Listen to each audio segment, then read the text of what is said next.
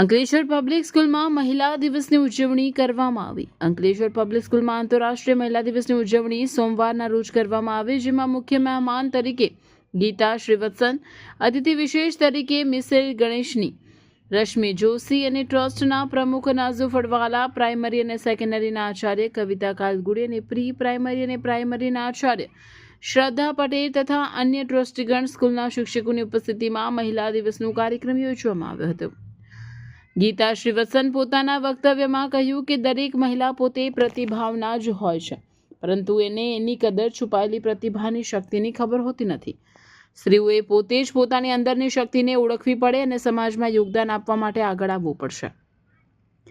અતિથિ વિશેષ મિસેલ ગણેશની રશ્મિ જોશીએ જણાવ્યું કે હવે મહિલા કોઈ પણ ક્ષેત્રમાં પાછળ નથી. મહિલા ધારે તો ઘણું બધું પોતાના માટે, પરિવાર માટે અને સમાજ માટે યોગદાન આપી શકે છે અને મહિલાઓએ જ બાબતે આગળ આવવાની જરૂર છે.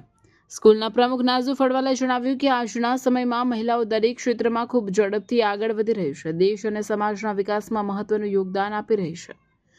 આજના આપણા વિકસિત દેશમાં મહિલાઓનો ખૂબ મોટો ફાળો છે. હું આપ સર્વને આંતરરાષ્ટ્રીય મહિલા દિવસની ખૂબ ખૂબ શુભેચ્છા પાઠવું છું.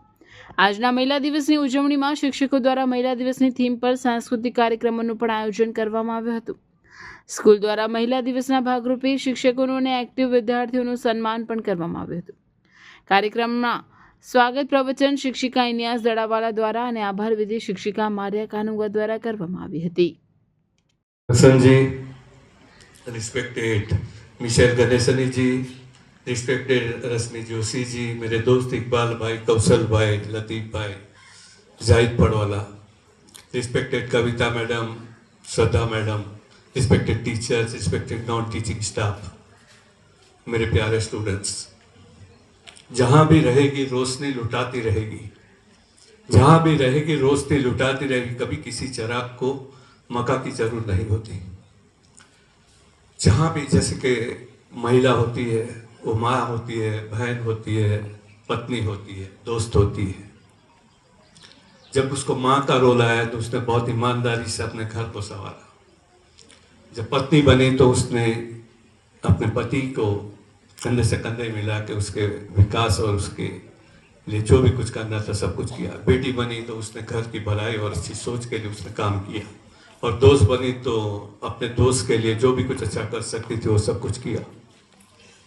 वैसे दिन पे यहाँ पे बात हुई तो सबसे बड़ी बात है कि महिला शक्ति की हमारी स्टूडेंट्स ने भी बात की, हमारे टीचर्स ने भी बात की, हमारे रिस्पेक्टेड गेस्ट से उन्होंने भी बात की महिला शक्ति की.